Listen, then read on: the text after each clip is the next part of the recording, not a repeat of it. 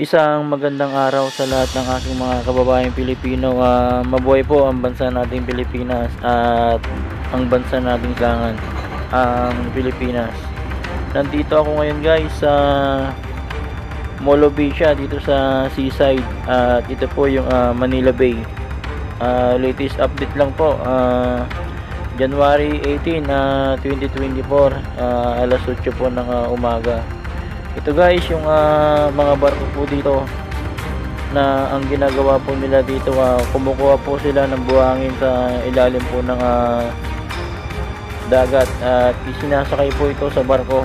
Yan, ito po yung mga ginagawa nila. Yan po, napakarami po yan guys. Bawat angat niya nilalagay niyo po dyan sa malaking barko. Yan po, napakalaking barko yan guys. Medyo malayo ito, sinom ko lang. Yan po yung mga latest update po dito ngayon. Sa lahat po ng ating mga kababayan po na gustong malaman po yung mga latest update po dito, yung ginagawa pong reclamation project po ng SM Molo Bay siya. Ito guys, sana mapanood nyo at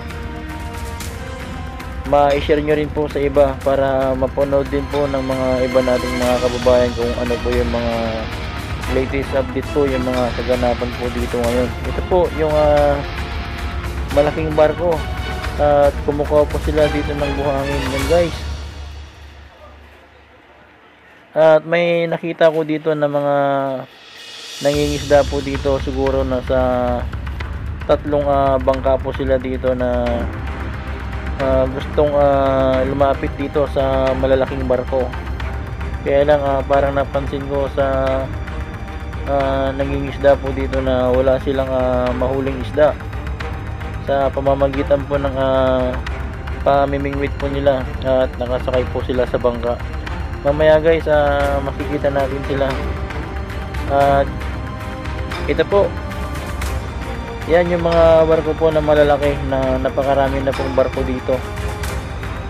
Yan sila guys, at yung kulay dilaw, yan po yung mga palatandaan po nila, yung mga reclamation project po dito. At bangka po yan guys, yung isa dyan.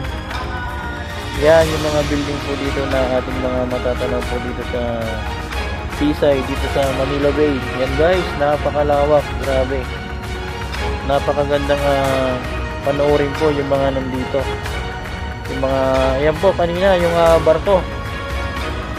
Yan guys, at patuloy pa rin po yung pagkuha po nila ng buhangin sa ilalim po ng dagat. Yan, napakaganda po ng Manila Bay. At ito nga po yung mga bangka po na namimingwit po dito, 3 po sila. At iikot lang po natin yung camera po dito para makita rin po natin yung mga kababayan natin na namamasyal sa mga oras na ito. Yan, alas 8 po ng umaga guys.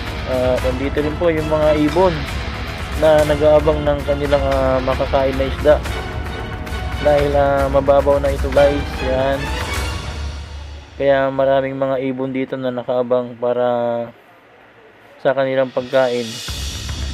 Yan guys, yung mga nakatambak na po dito, mga latest po natin, at napakarami na pong barko dito. At ito nga po guys, ito yung tinutukan ko, talagang pinapalalim po nila yung dagat at pinakuha po nila yung buhangin. Yung mga corals po dito wala na po, kaya yung mga isda po dito wala nang mabahayan dahil maingay po yung mga malalaking barko po dito, kaya yung mga isda naiingayan at pumupunta na lang po sa mga iba't ibang lugar na malalayo po dito. Yan guys, yung mga latest update po dito ngayon sa Manila Bay. At yun po yung mga nangingisda po guys, at namimingwit po sila dito. Yan, mamaya isusum po natin para mas makita po natin yung mga kababayan natin dito na nag-adventure fishing po. Yan guys, yung mga ating nakikita po ngayon dito, yung mga ibon, yung mga malalaking barko, at marami pang barko po sa may banda doon kasi nandito po tayo sa pinakadulo. Kaya ito lang po yung pwede nating ma-video. itong malapit po dito. Mamaya po pupunta po tayo sa gitna para mag-video po natin lahat itong Manila Bay, kung ano na po yung mga ginagawa dito sa mga reclamation project po nila. Yan guys, yung bangka kanina, bali sinumpo lang kanina kaya malaki, pero malayo po ito guys. Yan, nakasumpa rin yan.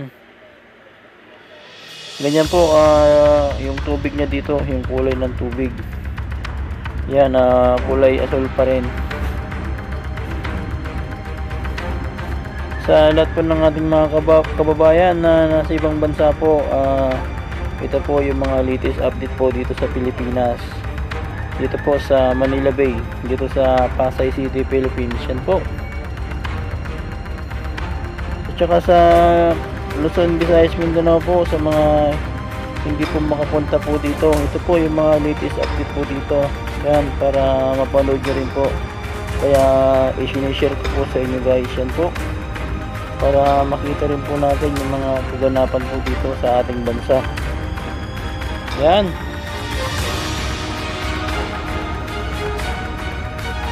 Napakagandang panoorin po yung karagatan dito, yung mga bato, yung mga ibon po dito, yung mga barkong naglalakihan po dito na marami, at yung mga mangingisda po dito, nangingisda po ng mga kababayan natin, at yung mga namamasyal po dito. Yan sila guys. Yan, papalihakan po natin para mas makita po natin yung mga namimingwit po dito na 3 bangka po. Yan sila guys po, yan yung mga namimingwit po dito. At hanggang ngayon wala pa rin silang huli. Yan, dahil yung mga isda po dito talagang nabulabog na po ng mga malalaking barko.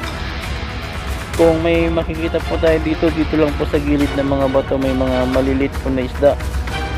Yan po ang bansa nating Pilipinas. Mabuhay po. Maraming salamat.